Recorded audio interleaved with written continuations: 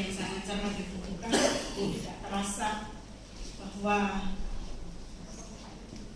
sudah minggu yang keempat dari bulan yang kelima. Sebentar lagi Natalan lagi. Cepat sekali Natalannya. Tapi hari ini kita akan mendengar satu judul tentang firman Tuhan dengan judul menjadi pribadi yang menyenangkan. Menjadi pribadi yang menyenangkan. Saya kira ini adalah kerinduan dari banyak orang untuk menjadi orang yang menyenangkan. Mempunyai banyak teman oleh karena orang banyak suka kepada kita. Oleh karena kita memiliki sebuah kepribadian yang sungguh dapat dinikmati oleh orang lain, yang dapat dirasakan kesabarannya, yang dapat diajak berbicara dengan baik, menjadi seseorang yang sungguh menyenangkan. Ini pasti menjadi harapan bagi banyak orang, termasuk saya juga maunya seperti itu. Tetapi itu tidak akan terjadi pada satu kali dalam kehidupan kita, dan kemudian kita menjadi orang yang menyenangkan.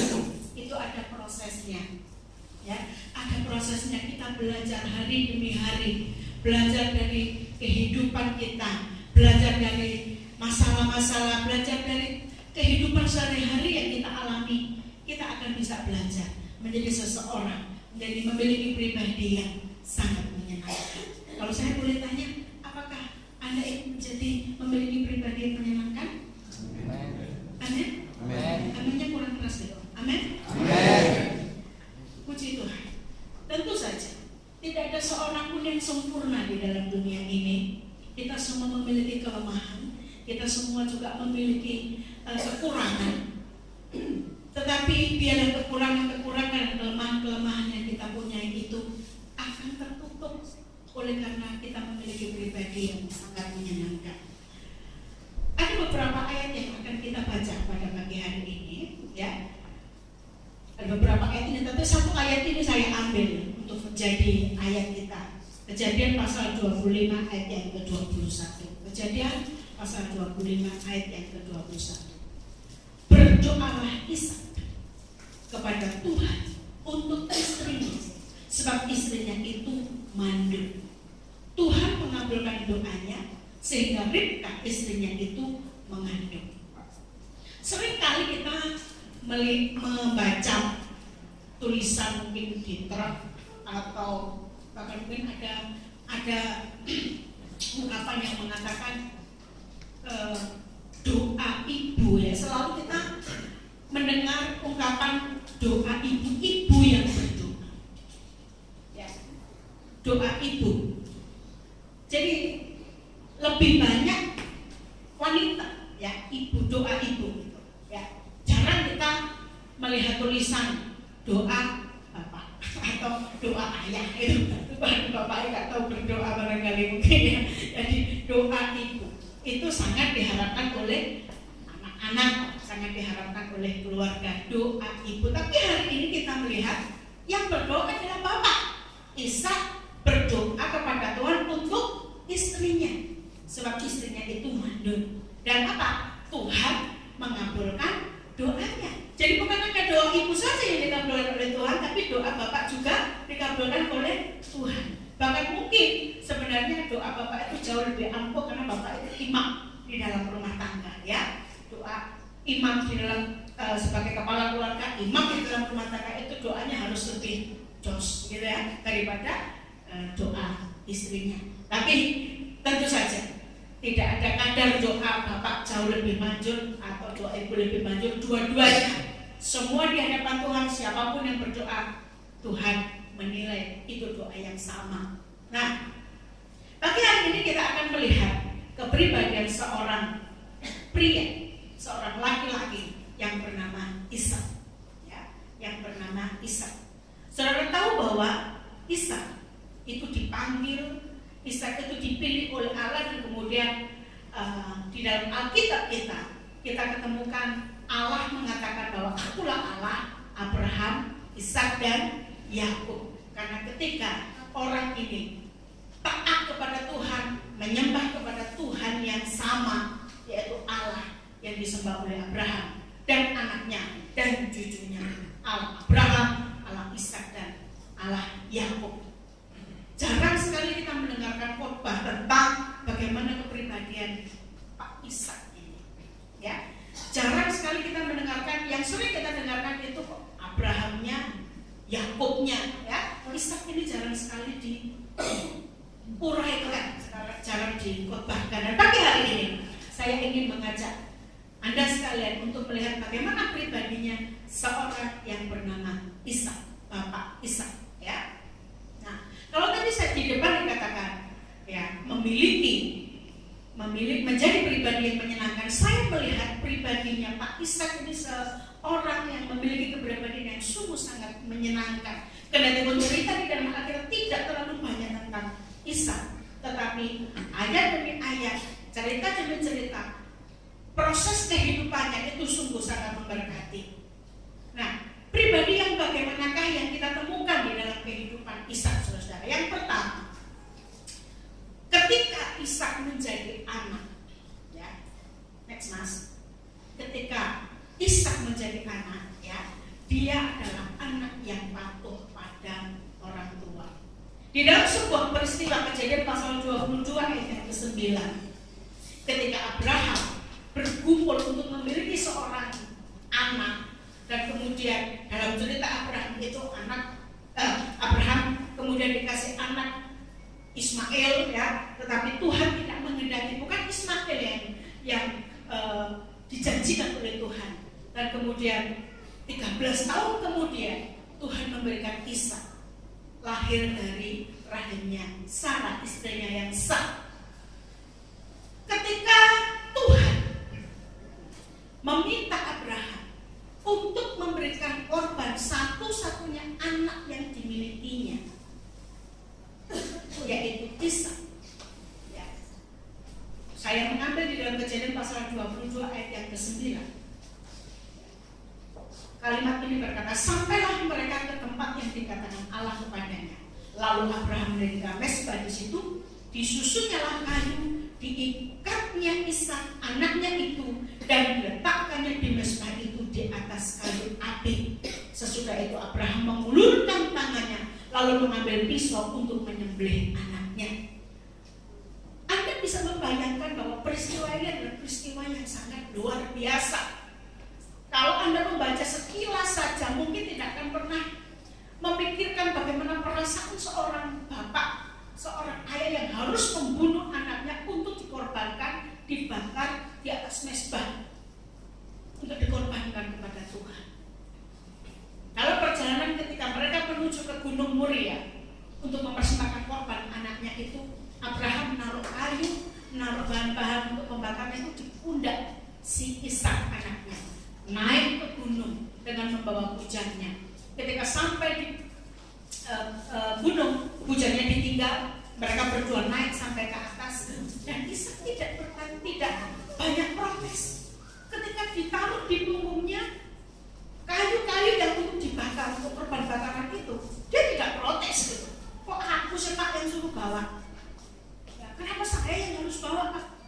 Dia tidak protes seperti itu, tapi dia manut saja, dia ikut saja, dia bawa kayu-kayu itu sampai ke puncak gunung, sampai di atas Gunung Moria untuk mempersembahkan. Sampai di sana bertanya, ini sudah ada kayu, sudah ada semua bahan-bahan untuk korban, tapi yang dikorbankan apa Pak?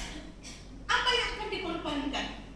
Kemudian Abraham tidak mau mengatakan yang sebenarnya kepada anaknya, dikatakan nanti Tuhan sediakan, nanti Tuhan sediakan. Dan ketika sampai di sana, Ishak tangannya diikat, ditaruh di tempat di mezbah pembakaran dan akan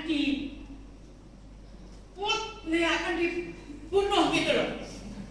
Anda bisa membayangkan bagaimana seorang bapak, anak ini saya harapkan ditunggu-tunggu sampai harus mendahului kehendak Allah dan kemudian mengambil Hagar sebagai istrinya.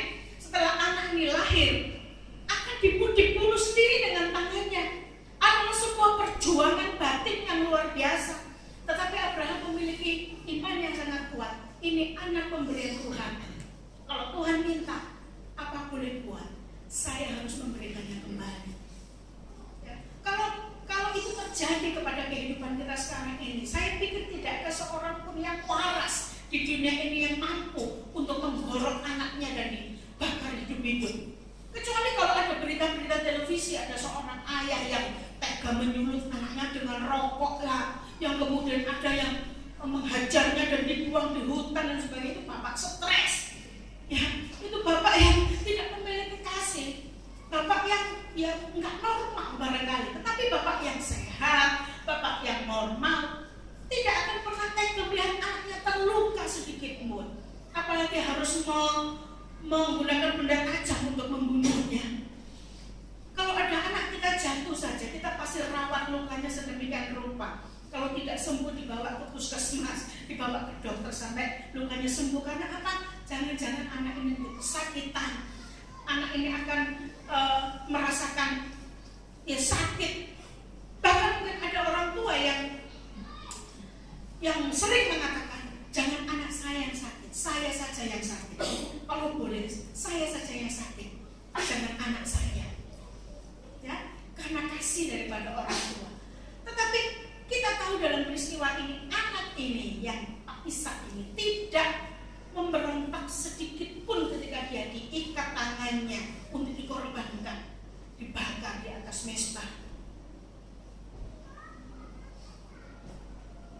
Ketika dia menjadi anak Ishak, tidak pernah diceritakan di dalam Alkitab dia nakal atau dia melakukan kesalahan-kesalahan, tidak pernah. Dia seorang yang baik, dia seorang anak yang tidak pernah memberontak kepada orang tuanya. Yang kedua, anak ini juga adalah seorang anak yang nurut kepada orang tuanya. Dalam suatu peristiwa, ketika ibunya sudah meninggal, si Sarah meninggal, ya.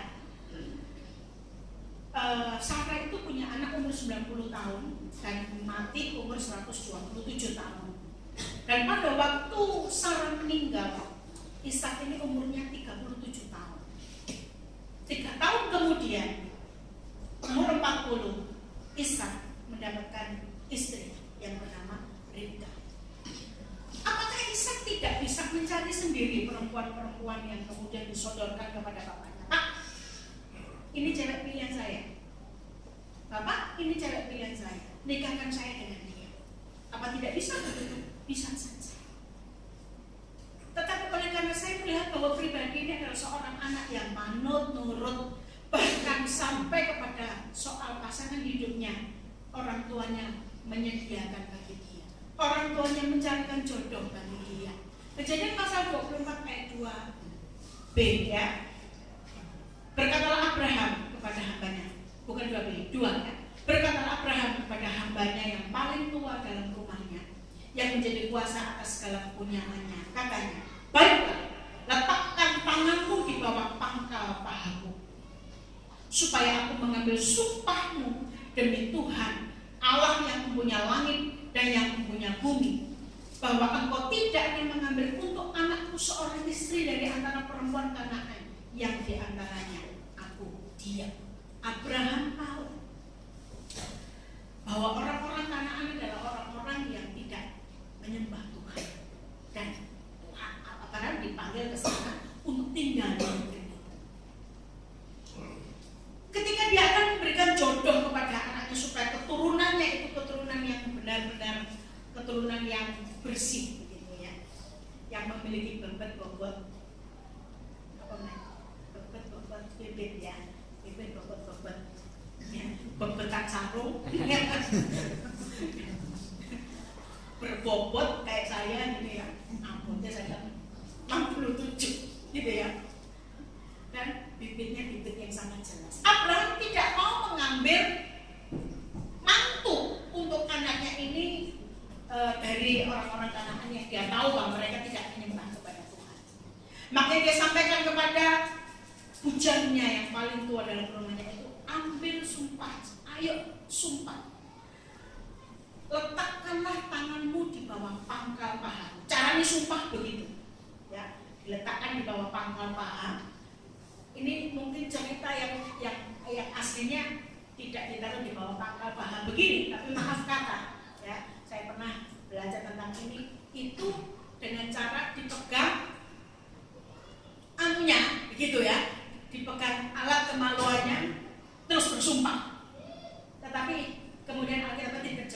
letakkanlah tanganmu di bawah pangkal pahamu. Ditaruh di bawah pangkal paha begini, terus kemudian bersumpah. Ya, cara sumpahnya seperti itu. Nah, sumpah ini tidak bisa dilanggar, tidak boleh dilanggar karena itu mengandung janji yang memang terikat begitu. Supaya aku mengambil sumpahku demi Tuhan Allah yang mempunyai langit dan yang mempunyai bumi, bahwa engkau tidak akan mengambil untuk anakku seorang istri dari antara perempuan Kanaan yang di antaranya aku diam ini. Nah, ketika diperhadapkan dengan pilihan bapaknya, ya mestinya ibu, zaman dulu, zaman Siti Nurbaya aja semua dijodohkan sama bapaknya, apalagi zamannya Abraham gitu ya. Tetapi siapapun boleh memilih, tidak harus dijodohkan oleh ayahnya. Siapapun boleh memilih, banyak perempuan-perempuan Kanaan. Bahkan ketika kita membaca ceritanya Yakub dan Esau, ya, nanti Yakub dan Esau itu mengambil perempuan dari keturunan Het, orang-orang yang tidak percaya kepada Tuhan, dan kemudian perempuan-perempuan yang dipilih oleh Esau ini tidak ditentukan, tidak dijodohkan oleh Ribka dan Ishak begitu. Dan kemudian dua perempuan ini menyakitkan hati gitu, membuat kedua mertuanya ini susah hati. Esau boleh memilih sendiri, tetapi ketika Ishak ini berurusan dengan soal pasangan hidup, menyerah kepada bapaknya. Dan saya tahu, ya, ketika Ishak ini menyerah kepada bapaknya untuk soal pasangan hidup, dia percaya kepada ayahnya bahwa ayahku tidak akan pernah memberikan kepadaku kucing dalam karung, gitu ya. Sesuatu yang tidak pasti, sesuatu yang tidak mesti hasilnya baik atau tidak. Dan kita membaca ayat yang ke-16. Ketika bujang ini pergi ke Haran, ke tempat tinggal ayahnya, yaitu Abraham, dia ketemu dengan seorang cewek cantik. Dan anak gadis itu sangat cantik parasnya. Seorang perawan belum pernah bersetubuh dengan laki-laki. Abraham mau memberikan jodoh yang baik kepada ayahnya dengan kualitas yang istimewa, yang cantik parasnya, cantik rupanya, dan kemudian kudus, suci. Seorang perawan belum pernah bersetubuh dengan laki-laki. Makanya Ishak percaya kepada ayahnya. Soal perjodohan ini pun, soal pasangan hidup ini pun, saya pasrah kepada orang tua saya. Saya menyerah kepada bapak saya untuk dicarikan istri. Dan kemudian ketika Ribka ini memang adalah orang yang dipilih Tuhan untuk menjadi jodohnya si Ishak, maka Ishak kemudian menerima Ribka itu dan kemudian menjadi istrinya. Ya. Ketika dia menjadi anak, Ishak ini memiliki sebuah kepribadian yang tidak pernah memberontak, yang taat kepada orang tuanya, bahkan sampai masalah pasangan hidupnya. Karena dia percaya bahwa ayahnya tidak pernah mempunyai rencana untuk menjerumuskan anaknya dengan memberikan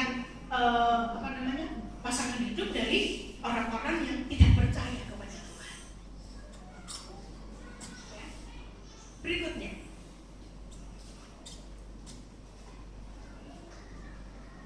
pribadi yang kedua, suami yang mencintai istrinya. Ketika dia menjadi seorang suami, dia seorang suami yang mencintai istrinya. Apakah di sini ada suami-suami yang tidak mencintai istrinya? Boleh angkat tangan? Tidak ada yang berani angkat tangan, walaupun melihat sosok istrinya sudah bulat, ya, sudah bundar, sudah tidak langsing lagi, tapi sudah menjadi langsung begitu ya. Tetapi tidak ada seorang pun di sini seorang suami yang tidak mencintai istrinya. Kalau tidak mencintai istrinya, kenapa dikawin? Ya, kenapa dikawin? Nah, seorang suami yang mencintai istrinya. Di Kejadian pasal 24 ayat yang ke-67.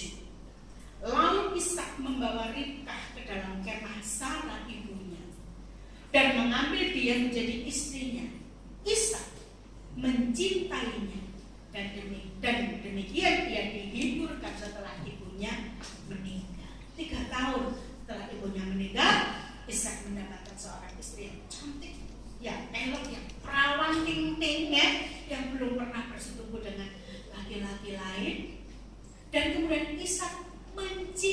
mencintainya.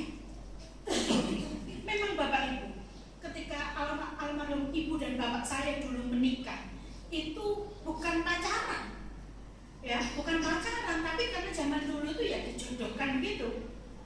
Bukan dijodohkan sebenarnya. Ibu saya pernah bercerita, waktu itu ada sapi mati, ya, sapi mati. Terus kemudian ibu saya lihat sapi mati, bapak saya juga lihat, itu anak cewek cantik, siapa itu gitu? Oh, anaknya siapa mbak saya itu namanya? Mbok Sarni. Anaknya Mbok Sarni, langsung dilamar. Selisih umurnya 10 tahun. Ya dilamar, senang ya sampai punya ndok 4 gitu loh. Ya, bercerai karena meninggal gitu ya. Tidak pernah, ketika bapak saya meninggal, ibu saya menjanda cukup lama dari tahun 85 sampai ketika dia meninggal 2009 ya.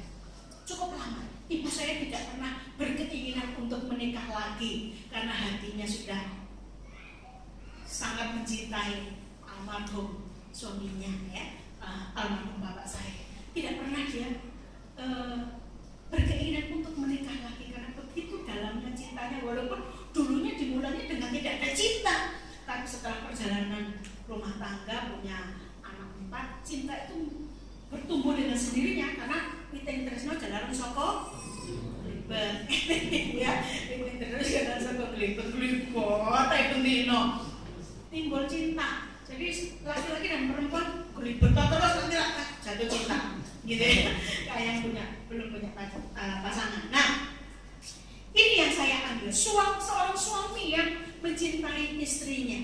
Dikatakan itu yang saya garis, yang kasih huruf tebal, Ishak mencintainya. Barangkali mungkin oleh karena satu, umurnya sudah 40 tahun. Yang kedua, ibunya baru meninggal, dia merindu pada seorang yang merawat dia gitu. Ya. Yang ketiga memang Ribka ini seorang perempuan yang sangat dirindukannya, makanya dia mencintainya. Bukti daripada cintanya itu ditunjukkan dengan dia berdoa untuk istri. Saya boleh tanya, bapak-bapak suka berdoa enggak buat nyonyanya? Bapak-bapak suka berdoa buat istrinya? Halo? Pasti nggak ngaku. Tapi saya percaya karena bapak-bapak mencintai istri, pasti doakan istrinya. Istri kan juga mendoakan suaminya, suami juga mendoakan istri. Berdoa untuk istrinya.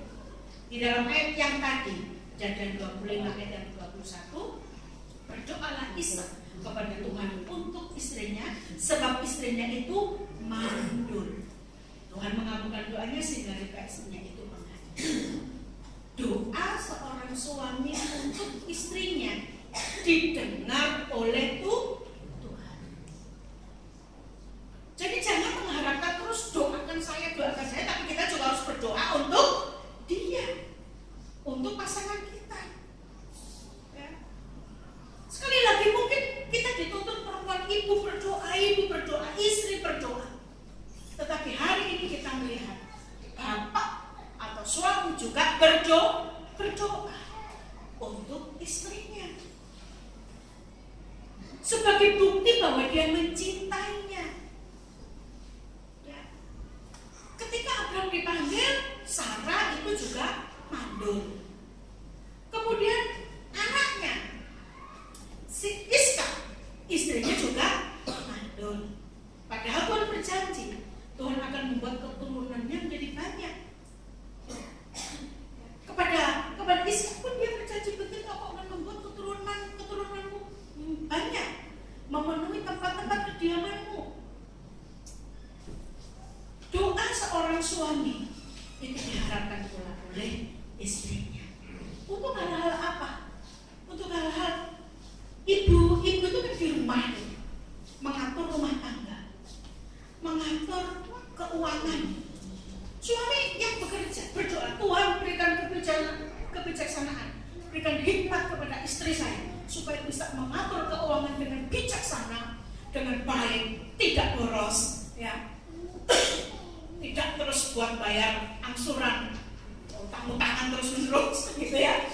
Didoakan supaya istrinya memiliki kebijaksanaan mengatur keuangan dalam rumah tangga. Doakan istri juga supaya mampu mendidik anak-anak di dalam keluarga. Karena pendidikan di dalam keluarga itu akan besar manfaatnya, besar pengaruhnya bagi pendidikan anak-anak kita di luar. Ketika mereka mendapatkan pendidikan yang baik di dalam rumah, maka ketika mereka keluar, mereka akan membawa pesan-pesan daripada orang tuanya itu ketika mereka ada di luar. Ini bukti daripada cinta yang dimiliki oleh Ishak. Dia berdoa untuk istrinya. Berikutnya, ya, dia memberi hak kepada istrinya. Apa sih hak istri itu? Dicintai, dihargai, ya, dipenuhi kebutuhan jasmani dan rohaninya, fisik dan psikisnya. Dalam sebuah peristiwa, Kejadian pasal 28 ayat 8 bahkan sih, ketika terjadi kelaparan, maka Ishak dan Ribka pergi mengungsi ke Filistin, ya, pergi ke sana untuk menghindari kelaparan. Dan Tuhan berkata, jangan kau pergi ke Mesir, tapi pergi ke tempat lain. Mereka pergi ke Filistin.